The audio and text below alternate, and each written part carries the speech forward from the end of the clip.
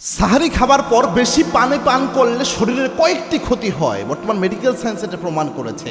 আপনি যে খাবার খান এরপরে আপনার পেট কিন্তু 37°C তাপমাত্রায় খাবারগুলোকে হজম করে, এরপর একটা প্রক্রিয়া হয়। এটা খুব গুরুত্বপূর্ণ একটা বিষয়, সবাই জেনে নেন। অনেকে রয়েছেন সাহারি করেন, সাহারি করার পর চিন্তা করেন যে বেশি পানি পান করি, যতটুকু সময় থাকে একটু পরে পরে পানি পান করে, চিন্তা করে দিনের বেলায় যেন পিপাসা না লাগে, এই হচ্ছে তার কনসার্ন। কিন্তু এটা কিন্তু মারাত্মক ক্ষতি হয় শরীরের মধ্যে এবং এটা গুরুত্বপূর্ণ। দেখেন, রমজানের রোজা আপনার তো সুস্থতার জন্য এসেছে।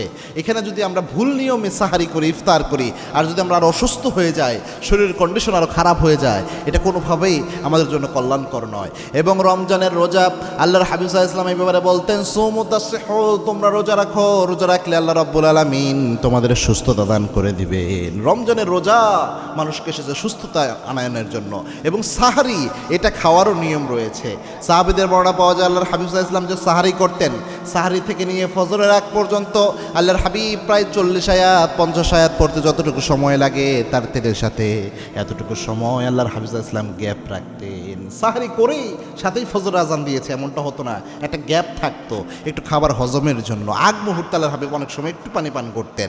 তো মেডিকেল সায়েন্স প্রমাণ করেছে, আপনি যে সাহারি খান, আপনার পেটের মধ্যে যে খাবারগুলো ঢুকবে বা যে কোনো খাবার খান, আপনি যত গরম খাবার খান, যত ঠান্ডা খাবার খান, আপনার পেটের স্বাভাবিক তাপমাত্রা হচ্ছে 37, অর্থাৎ 37°C তাপমাত্রায় আপনার পেট সব খাবার হজম করে।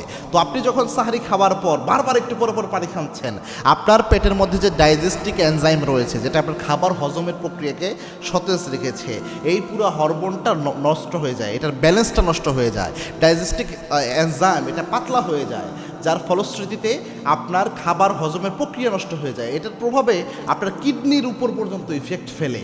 এই জিনিসটার কারণে আপনার কিডনির উপর একটা মারাত্মক ইফেক্ট আসবে, আপনার হার্টের উপর ইফেক্ট আসে এত বেশি পানি পান করার কারণে। এবং আপনার কিডনির কাজে কিন্তু এই সোডিয়াম থেকে সোডিয়াম ফিল্টার করা এবং আপনার এই পানির সুন্দরভাবে পানিকে ফিল্টার করা এবং শরীরের উপকারে প্রেরণ করা, এটা কিডনির মাধ্যমে হয়ে থাকে। তো এটার উপর ব্যাপক চাপ পড়ে যখন এতগুলো পানি, ভরপুর খাবার খাওয়ার পর এতগুলো পানি আপনার শরীরে প্রবেশ করে।